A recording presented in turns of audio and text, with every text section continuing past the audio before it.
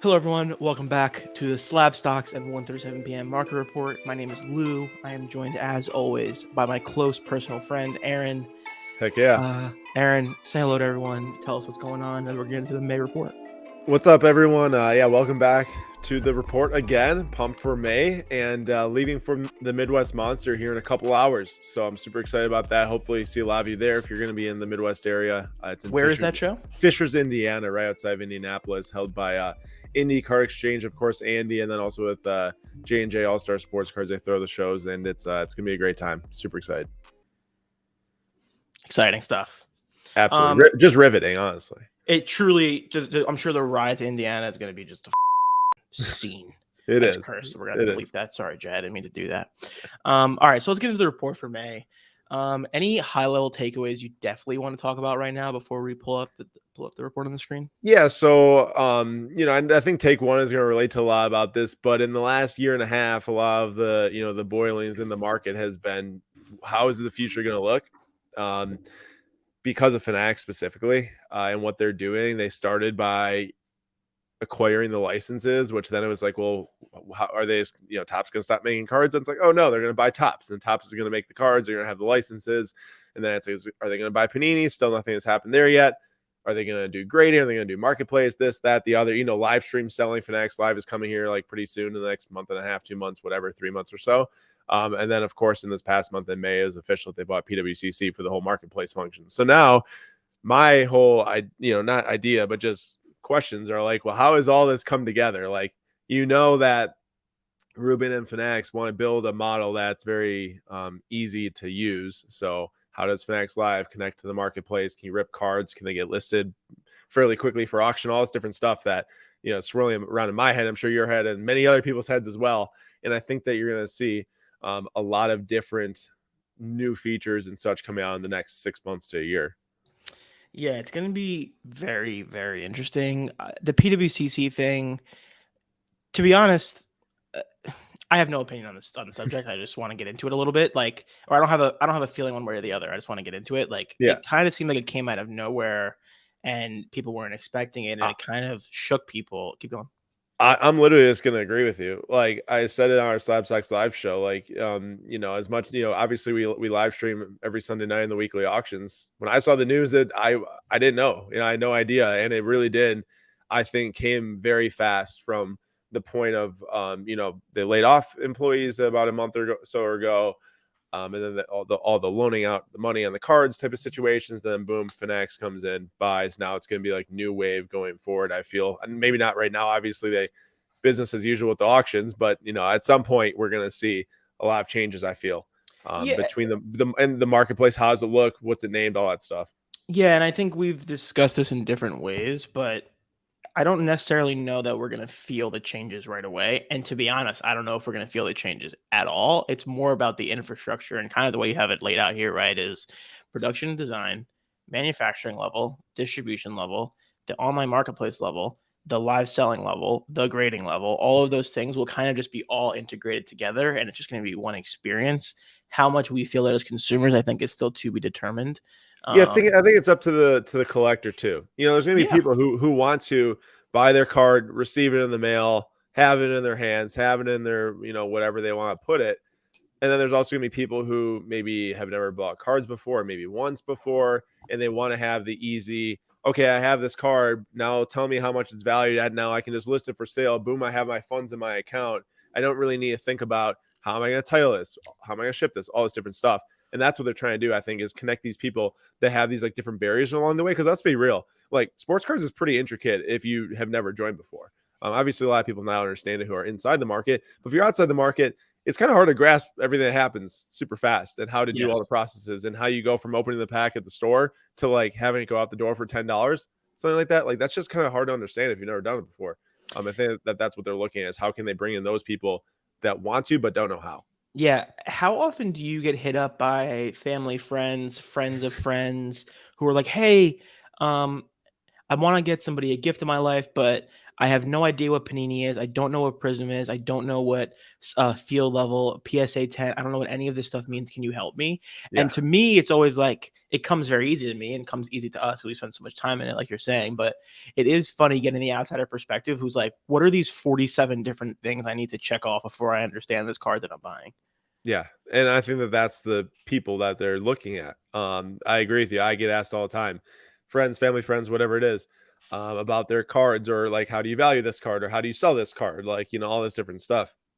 And there's a lot of people who do just have cards still, even post pandemic, that haven't probably looked at them or just know they have them, but didn't take the time during the pandemic because they're doing something else and like, want to get involved in some capacity, even if it's just, unearthing what they have and how much it's valued at, type of deal. So Yeah. we'll see what happens there. And, there's no definitive word on any of this, but, all this came at a very similar time to your guy, Ryan, Card Collector 2 from Card Talk. You may have heard of him. You may have heard of him. He went to the rookie premiere. That was out in California, I believe. It Yep. was at the Rose Bowl Stadium, if I'm not mistaken, Pasadena. And No, it was at the UCLA stadium. I'm oh, it 99% was sure. UCLA. It wasn't. Yeah. Okay, gotcha. Whatever the name of that stadium is. Yeah, I don't know. Either way, a lot of the buzz around the event was like, hey, Bryce Young, CJ Stroud, and Will Levis, they're not really signing Panini cards there. And for anyone that knows about what the rookie premiere is, it's a photo shoot. It's like a signing session to get the first on-card autographs of the new draftees. And what? I'm an ass. The UCLA stadium is the Rose Bowl. Okay, there we go. Keep going. Well, same thing. We're both right then. Okay. Yeah. Sorry. So the buzz around the premiere is, here's the quarterbacks, here's the receivers and their jerseys that pick a handful of skill position players, maybe one or two defenders like Will Anderson, Jalen Carter, I'm sure were there. And then you see them signing, except when you don't see Bryce Young, CJ Stroud, and Will Levis signing, something's going on. And Ryan saying it appears that the three of them are Fanatics exclusives. They were, showed up at Ruben's, thing with Tom Brady, and I think it's Travis Scott. Anthony Richardson also was there, but he did sign cards for Panini. Panini was posting pictures of him signing. So this does lead me to believe that, they won't have autographs in the upcoming Prism NFL, National Treasures, RPAs, all that different stuff, unless Fanatics buys Panini. And what they're doing, it seems, is adding these weapons to their arsenal, Lou, to like be like, hey, like you can't do this anymore. You can't sign with Bryce Young, so let us just buy you and create the card so Bryce Young can sign. And I think that the rumor is that Wembanyama's in the same situation as you saw. Ruben was out in France with him, and he had a signing session. And I don't know any thoughts on this autograph exclusive stuff. I mean, we've seen in the past, like LeBron and Jordan under Upper Deck, right? There's never been a Panini signed LeBron card. Yeah. To be honest, like I go in a lot of different directions with this. As always, I always have 45 different opinions on every single thing, but I try to see every angle of it. But I don't think it's like the only option isn't that Fanatics buys Panini. I don't think, right? Yeah, Panini it's not. and Bryce and Panini and CJ could work out a deal to have them sign significantly less autographs, have them only sign in one or two products, get their full rights. Like they could work with Fanatics on that. I would imagine that's how that works because they have their full rights. No, I don't know. you're right. There definitely is a situation where Fanatics could like lease their rights to certain sets. Like they could charge them an arm and a leg Yeah, to have X number of to have dollars. 100 autographs and National Treasures or whatever. Yeah. I just wanted to put that out there because I think a lot of the conversation now is just about Fanatics buying everything, which they are. So it's hard to argue. It's hard to go and think about it any other way. But there also are other alternatives. So that's that side of it. The other side of it, one of the other sides of it is, in the beginning when I first saw this, I was like, damn, that kind of sucks. Like Bryce Young, you want to have CJ Stroud, Will Levis, you want to have these guys in the main product signing because number one, it increases the value of all of that stuff to begin with. It makes it a more exciting chase and a more exciting release week, all of that stuff. It also, and I don't know if this is true or fair, but it also in general just like makes the product stronger because I'm not going to be opening like a Carl Lawson autograph card instead. So there's that part of it, right? But I also am just like I don't know if I have that strong of an opinion on it at this point. I feel like it's going to be what it's going to be, and I'm just used to this. This seems like it was going to happen, so I've kind of just resigned myself to it. Yeah. I mean, the thing is, we've seen this happen in isolated scenarios in the past. Darius Garland did not sign a Panini card in 2019. He's Upper Deck exclusive, and you're like Goodwin's champions and stuff like that. Same with Ben Simmons in 2016. So we've had these isolated scenarios where, like, yes, Ben Simmons was the top chase back then in 2016, and Darius Garland was one of the top chase in 2019. But no one thought about that because you had Zion and Ja autographs in these sets. So like no one was thinking about, oh, I can't get Darius Garland's autograph unless you're a Cavs I didn't even fan. know that until just now when you said it. Exactly. So many people don't know that because if you're not a Cavs fan, you'd have no idea. But this is it's a bigger magnitude when you see, wow, the number 1, number 2 overall pick and the guy who's kind of the fourth quarterback in the set. It's a little bit more impactful. But we can move on from that, and everyone can, of course, we'll just have to wait and see again on that. And then we have a new section. We have a new section this month in the market reports called the Community Speaks. I really like butchered that. It's all right. The card community speaks. There we go. Say it together. And what we did here was, we post a lot of different content to Instagram, and a lot of them produce a lot of different thoughts and comments and discussions from collectors themselves. And I think a lot of times the way that people can learn from each other the best is by reading comments. It doesn't have to be in our post, it can be in other people's posts, and just get, a feel for what people think. So we wanted to pull in people's responses. Kind of cool to highlight the community too. First post is about the Select football set that's coming out. I think it's actually tomorrow on Friday the 9th. 500 card base set. It's going to have 5 different levels. The way that Select works is they have 100 cards per level, and then the amount of levels that they have make up the base set. So last year they had 4 different levels for the first time. Actually, sorry, 2020 they had that for the first time. It was 400 card base set. They add a 5th level. It's called Suite Level. So there's 500 cards in the base set, and players can have cards multiple times. So like Mahomes theoretically could have a card in every single level, which I think is probably going to happen. They've done that in the past with the top players, and that's going to be a lot of cards. And there's around 9 to 13 parallels per level. It varies per level, but that's a heck of a lot of numbered cards when you add that up over 5 different levels. So, there's some thoughts here from the comments. I'll get Lou's thoughts next, but this first comment cracked me up. They're like, can we get the parking lot level for those of us that can't afford to get into the game?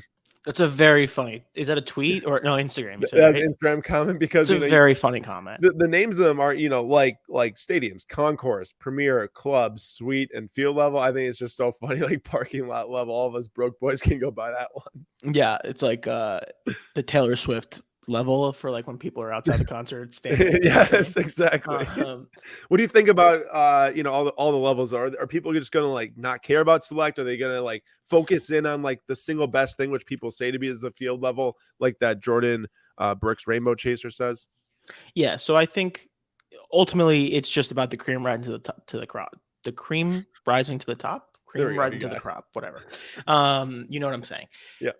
And the field levels will always be the most important and will continue to be. As we were just talking about it now, I think my opinion's evolving because I feel like who cares if someone wants to open Select for a little bit cheaper and they get a numbered Mahomes? Like a 12-year-old Chiefs fan who's never bought Select before gets a chance to open up a pack of cards with their quarterback on it, out of 75. That's going to be worth, $10-20 because there's so many. But the point of it is they get the low numbered card. They get to accomplish that chase, and that's exciting. We're never going to be able to put the toothpaste back in the tube with this stuff. There's going to be a lot of cards that come out. There's going to be a ridiculous amount of sets, and it seems exorbitant to us because it is. But if the choices are Select is a $4,000 box or Select has 500 different parallels, I choose that because I'd rather there be more options for more people and I can still get what I want. Yeah, the boxes are like $500 pre-order. I think I saw that might be a little bit different right now. And I think that's where the problem lies with me is that like Select used to be a pretty affordable set. I know that all boxes were affordable back in the day, but then at one point it got very hyped and very expensive for boxes, especially with really good rookie classes like 2020 Select.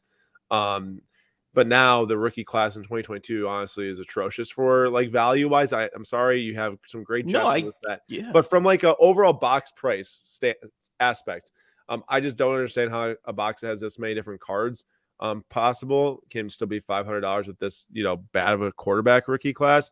We'll see. However, there's a very good point here from Rory, which is raw.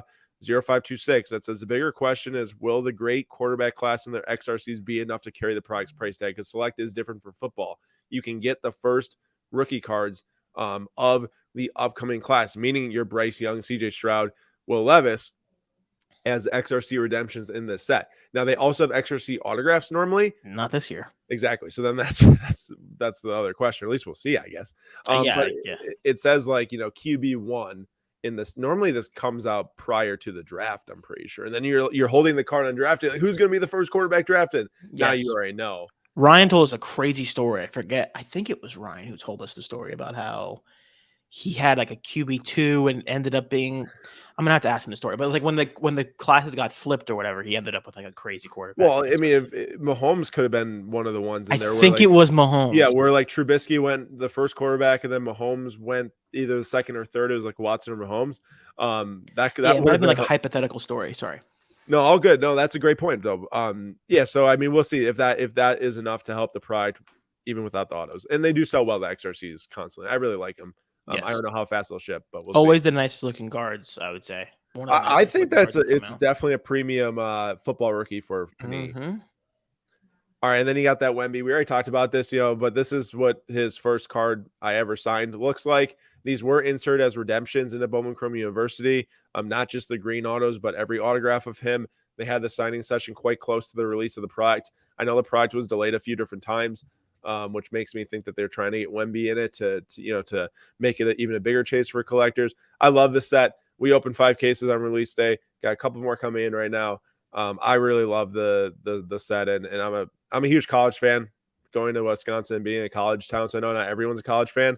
But I really like it from the fact that there's gonna be players in here that are not getting drafted in the NBA. Like I really don't think like Brandon Miller is going to go number 2 overall or number 3 overall this year. His card. You don't? Huh? You don't? No, I do. I do think he'll go number 2 or 3 overall. I don't think his card will be as valuable with the Panini releases so close to the Bowman Chrome U release. Understood. But players like Caitlin Clark, who have another year of March Madness, who, there's other players in the set too who have more March Madness runs and all that stuff. Like that's where the more value will come because they'll have so little cards and people want to collect them before they get drafted.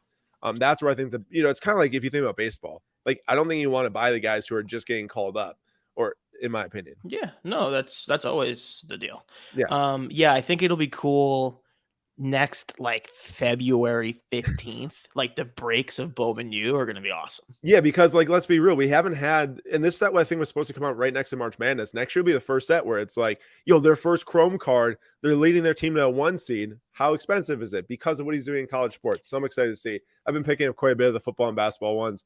I'm super pumped. They're gonna have to guess like who. Not they don't have to do this, but hopefully they are trying to have a little bit of foresight into like who are the teams that are going to be in March Madness, and then can we like nail the main players? I agree. I think it'd be fun to see. There's like 57 teams or no, maybe that's in the inception set. There's a lot of teams in it though, so there's a lot of different variety of players. Some people had some thoughts. You can read that in the report. Let's leave that one for the report. People can go read 137pm.com. And then, of course, that Drew Jones got pulled. The bounty was indeed cashed on that $250,000. I would have taken that so fast. Literally, you could not have given me that money faster. I wouldn't have been able to finish putting it in a top loader before I sold it. Seriously. And of course, the story, about the family going to the Reds game when they pulled it. And still going to the Reds game. I know that they love baseball. I know they want to go to the Reds game, but if I was going to a Brewers game that day, shoot, I'm getting on that flight and going and collecting my money. Listen, the Reds are hot right now, so I'm not going to say bad things about the Reds, but like, let's call it what it is. This is $250,000 versus a Reds game on a Tuesday. And I'm not even being disrespectful. I'm just saying. Yeah, no, I love it. And hey, I think that's awesome though. I think, if that's the way they did it, that's awesome. And we actually, it's amazing. I interviewed the family. If there's a link in that article, it says SlabStox Stories interview. Yeah. It was really fun time. They're amazing people, and they seemed like they were fun. And it's like 3 generations of people. It's like you got the kids, the dad, and then the grandpa, awesome. And they're just loving cards and life together. It's awesome. I mean, is this the story? Is that the grandfather was the one opening the pack and was like, "Is this good?" Yeah. So basically, the dad was driving or something like that, or the kid's driving, dad's in the back seat, sees the grandpa, and then the grandpa opens the pack. And the way that Bowman is that it's got like the back of the card first in Bowman Yes. Jumbo. Like you see the back of the auto and it said Drew Jones, and the dad's like, "Is Drew Jones good?"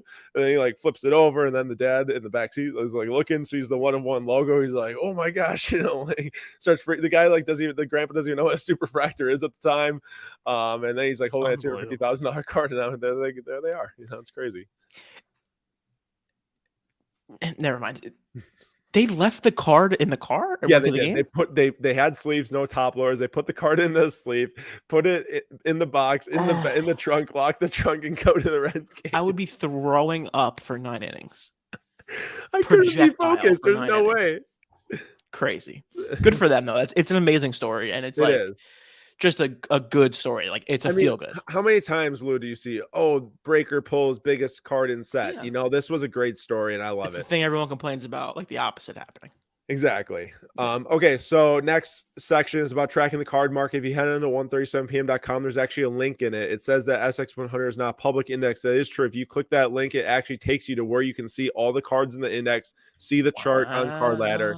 Yeah, it's pretty exciting stuff. I'm going to announce that here this upcoming week, I believe, on Instagram. But pretty exciting. You can actually see it, track it, see which cards are entered, see how they're moving.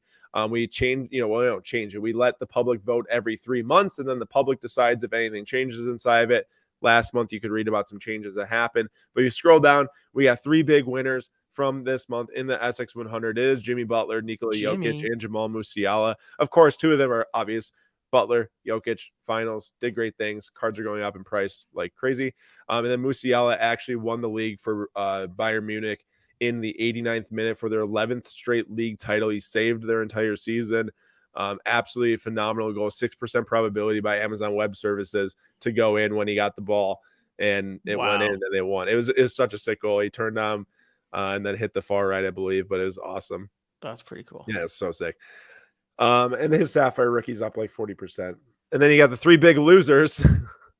Losers. I can name a couple other losers if you want to. All of them losers in sports, that's for sure. A couple in other varieties, but you got all 3 of these guys eliminated from the playoffs: Jaylen Brown, John Morant, and Austin Matthews. Austin Matthews cards were actually trending pretty well because they won their first playoff series since like 2004, and then all the fans just said, "Nah, screw him, dump their cards." Right, dump his cards right after that. So he's down 41%. But kind of level from before the playoffs. They just went up a lot as they won that first series, and then they got crushed by the Panthers. I think it was like 4-1. Brown was terrible in Game 7 against the Heat. 8 turnovers, like 8 for 30 or something like that. Garbage. His cards are down 50% in the last month for Prism Silver, PSA 10. Like he's worse than all these guys. Like his cards just tanked. And then John Morant, of course, is down like 40% in the last 3 months too. That's not getting any better either. No. I don't know Pops. I was trying to look it up as you were talking, but we all talk a lot about, NHL being smaller, not as big of a market versus the NBA. I mean, those 2 cards combined, you still couldn't. You can just get an Austin Matthews with those 2 other basketball cards. Yeah, there's just a lot.